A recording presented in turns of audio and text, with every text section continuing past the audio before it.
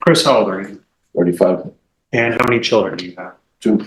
Are you close to them? Yes. According to your plea bargain agreement, punishment is to be assessed at a cap of 10 years in the prison. There's a $1,500. Right out the gate, notice that 10-year cap. That's not random. It's the ceiling agreed to in a plea deal. But remember, just because there's a cap doesn't mean the judge has to go light. He can still hammer him anywhere within that limit. Fine. The state is opposed to your application, and they're taking in consideration 2023 CR 4342. Have both parties had a chance to review the PSI report state? Defense? Yes, Judge. Any objections to the PSI report state? No, you are. Defense? No, All right. Any witnesses state? No, you are. Defense? just my client. All right. Could you raise your right hand for me, please? Do you solemnly swear or affirm the testimony you give will be the truth and nothing but the truth, so help you God? Yes, ma'am. All right. You can lower your hand. State your name for the record, please. Christopher Acosta, All right. Defense? Thank you. Chris, how old are you? 35. And how many children do you have? 2. Are you close to them? Yes, ma'am. Yes, sir. How old are they? 12 and 15. Do you don't have a formalized child support arrangement, is that correct? No, sir. But you give approximately $700 a month? Yes. Oh, like every week, pretty much. But you're not giving $700 a week. No, pretty much like in a month. Or whenever they ask me for money, I try to help them wherever they can. But you told me it's approximately Yeah, $150. about 150 a week. I need you to wait for me to finish, Okay. because this lady's taking everything down, so we can't talk at the same time. So approximately 150 to 200 a week. Yes, yes, ma'am. Yes, sir. Sorry about that. And then you also are living with your mother right now, is that correct? Yes, sir. Does your mother have health problems? Yes, sir. What sort of health problems does she have? She had like heart conditions, high blood pressure, all kinds of stuff. She goes to the doctor a lot. Are you the one that takes her to the doctor? Yes, sir. And is that at least twice a month? Yes, sir. And in the PSI, there's some mention that you have some brothers that maybe live there sometimes, but they're not currently taking care of your mom, are they? No, sir. And in fact, they're not living with her currently. No, sir. Now, you also have a girlfriend. Yes. What's her name? Jennifer Lyons. And Jennifer has been coming to court every time, correct? Yes. But Yes. where is she today? She's at work. Where does she work? She's And she's had that job for several years. 1.5 years now. Now, she's obviously very supportive of you. Is that correct? Yes, sir. And every single time I've ever seen you in court, she's here with you. Is that correct? Yes, sir. But unfortunately, she couldn't be here today. Not today. It was your last week. Now, you work as well. Yes, sir. What do you do? I do HVAC and I cook here. HVAC. This is a powerful detail, epilepsy. Courts take medical issues into account, but here's the catch. Medical struggles don't erase criminal history. The defense is trying to stack sympathy, but will it outweigh years of prior convictions? I can cut here. So I want to talk about the HVAC work in particular because you also have some health problems of your own. Is that correct? Yes, sir. And it's something that we've informed the court of in the past with regard to these seizures you've been having. Yes, sir. And you finally were diagnosed with epilepsy. Is that correct? Yes, sir. Did you have a seizure today, Yes, sir. this morning? Yes, sir. And you have these seizures how often? Pretty much every day. And you've been seeing a neurologist Yes, sir. and they've prescribed you medication. Several. Yes, sir. Has it been helping at all? Sometimes, but that they don't. They're still trying to pinpoint like I won't have like no seizures at all. But they're trying several medications still. And I'll explain to the court a little bit about the epilepsy if the court's unfamiliar, but that's very scary, isn't it? Yes, sir. Having these seizures. Yes. Sometimes it happens in the shower That's where that's where it first started. and you'll collapse to the ground sort of thing, right? Yes, sir. And have you hit your head? Yes, sir. Now, with regard to doing HVAC, you're not getting up in attics, are you? No, sir. Oh, especially not with your health condition. Yes, sir. You're doing everything On ground level. at ground level, okay. And you work for a friend or a relative? Yes, me and a buddy were starting our own HVAC company. And is that full time? Yes. So you're working at least 5 days a week, and I would imagine this summer is going to be good business for you guys. Yes. It's starting to pick up. Now, Chris, we have to address the elephant in the room, which is your past, your criminal history. And as you know, it's sometimes difficult for judges to consider putting someone on probation who's been in trouble in the past, right? Yeah. How old were you when you first got arrested? Back in 2007, I think? So 17 years ago, how old were you? 17, 18? All right. 19. And when you went to prison back in Boom, there it is. The turning point. When the defense brings up wake-up call, that's basically code for, please, judge, give probation instead of prison. What do you think? Should health and family outweigh a record full of drug charges? 2015, 2016, I'm sorry. So that was 8 years ago. Is that correct? That's it. You haven't been to prison since then, correct? And in fact, you hadn't been in trouble in several years, is that correct? That's it. Until this most recent arrest. Yes, sir. Was this a wake-up call for you? Yes, sir. I've discussed with you the pre-sentence investigation and how they are recommending that you get treatment. Do you understand that? That's right. And you can understand looking at your criminal history, which is mainly drug related, Yes. where a judge would say, hey, maybe Mr. Acosta needs some sort of drug treatment. Do you understand that? Yes, sir. Are you willing to take drug treatment as a condition of probation? Yes, sir.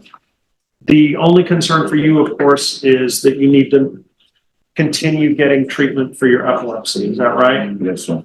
So would it be fair to say that we're asking the judge to consider your application for probation and consider placing you in outpatient treatment first, see how you do that in that? And then if you slip up there, then you would be more than willing to go to inpatient? Yes, sir. Do you think you can abide by the rules of the court? Yes, sir. Do you think that you can stay clean from drugs and alcohol? Yes. Is there anything else you'd like to tell the judge about your situation or your family or anything? Are you sorry to be here? Yes. Are you embarrassed to be here? And this is where the prosecution slams the table. 11 bags of cocaine, 2 bags of heroin plus pills.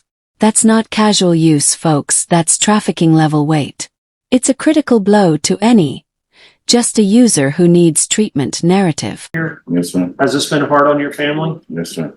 Is this causing your children a lot of stress? Yes, sir. I'm not having. Your mom Yes, sir. and your girlfriend, Yes, sir. right? She's very stressed out every time you guys are here. Is that right? Yes, sir. But everyone is supporting you. They're helping you get the medical treatment you need and things like that, right? Yes, sir. Okay. Okay, Judge, I have nothing further for my client. The prosecutor may ask you some questions. Yes, thank you, Judge. Sir, when you were stopped by this DWI, you had controlled substance on you, is that correct? Yes, that's what they say. I don't remember. That's what they say, yeah. Well, you had 11 bags of cocaine. Yeah. Well, I don't recall.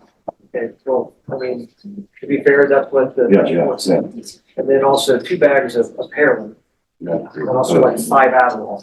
Yes, it's good. Was that for personal use? The Adderall, I don't remember how I got the Adderall. I mean, there was a day I was partying and stuff, like it was during the Super Bowl, so I really don't remember much. I just remember the cops waking me up and they pulled out whatever, I guess. And I mean, really pretty much I woke up in the cop car. I mean, I'm just saying 11 bags of cocaine and 2 bags of heroin and 5 Adderall just seems like quite a bit of drugs carrying on. Yes, I understand that. And then also with your previous convictions and of your felonies, you did get offered and you did take deferred adjudication or probation on those, and then you weren't able to successfully complete those. Is that right? Years ago? Yeah. Yes, sir. And then also as late as in 2016, that's when you got your conviction. You were actually on probation for 1 to 4 grams, and then you were sentenced in 2016 because you picked up another 4 to 200 grams. So you aware of that? No, it was on probation. Okay, you weren't on probation at all, so you took 5 years. Okay. No further questions, John. All right, any follow-up? No further questions. Just argument. All right, court will hear argument. I'll go ahead and go first. Yeah. Sure. Maybe you want to go last. Judge, I mean, just moving his criminal past, if this was initial, the state did waive that enhancement, to allow him to apply and substantially lower the amount of time that he would be facing if he was facing the habitual status. So to go to that, Your Honor, including the DWI, including with the possession of drugs at that time, state's request continued, TBC. Thank you, Judge.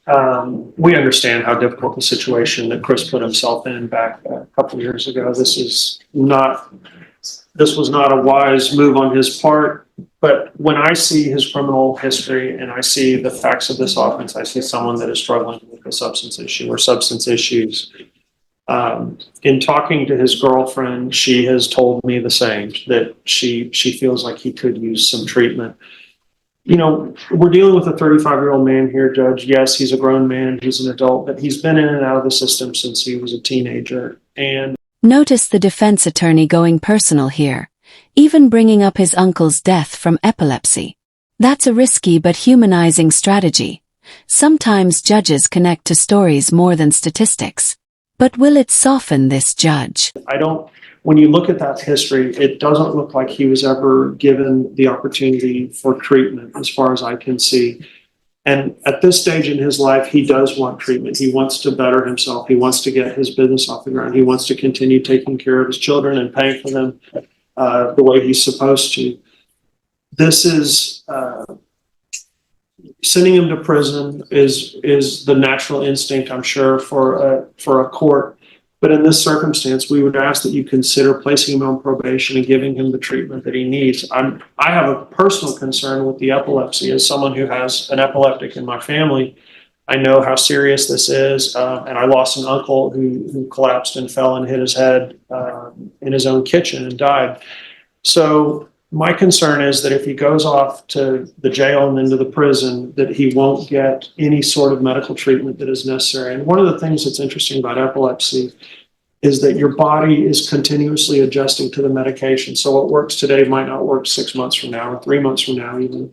And you really have to be on top of it with a neurologist who has to monitor you constantly to make sure that the medications that you're on are the... And there's the gavel drop. Probation denied. The judge makes it clear.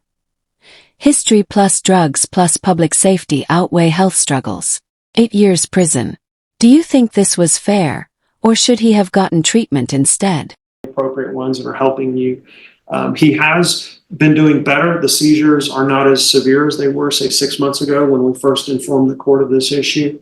But he still is having them. It feels like his doctors are slowly narrowing down. But one of the issues is he doesn't have health care, so he has to pay out of pocket. And neurologist visits are very expensive. But he is able to do it when he can. Again, my fear personally is that he gets to the jail, he gets to the prison, and as we know, the medical treatment in either of those facilities is not the best in the world. So based on all that you have in front of you, Judge, we would ask that you give him that chance on probation. Let him try to prove to you that he's not the person he was in the past, that he will not have violations in front of you any further, and that he can be the person that he should be. All right, Mr. Costa, I want to let you know that I've listened to the arguments of your attorney, internalized everything. I understand people have medical issues. And I understand that sometimes if people look back over their life and they could do things differently, they would do things differently. I just don't think you're a good candidate for probation. So I'm not going to grant your application. As previously stated, I'm finding you guilty. Does anyone want to speak in regards to the cap? It's a cap of 10. They've asked for 10. I would obviously ask for the minimum 2, Judge. I think that would be, the least amount of time that he's away from his family, away from his mother, away from his children, and away from his doctors too, would be appreciated. All right, this is what the court will do. Court is taking in consideration 2023 CR 4342. There's a $1,500 fine. Time and money will run concurrent. Court will give you credit for any time served. There's to be a 2-year license suspension. I'll request the therapeutic community for you, but I have no control on whether or not they place you in the therapeutic community. You'll have to ask for it also, but they'll see it in the judgment that I am requesting the therapeutic community. And I'll sentence you to 8 years in the prison. Did you review the document entitled Trial Court Certification of Defendant's Rights to Appeal with your attorney? Did you understand it? Yes, ma'am. And did you sign it? Yes, ma'am. Yes, this is a plea bargain agreement. Because I followed your plea bargain agreement and because you waive your right to appeal, you do not have the court's permission to appeal. Because this is a felony conviction, you're not allowed to own or possess any weapons or ammunition. If you have a question over what a weapon or ammunition is, you'll need to speak to an attorney. All right, good luck.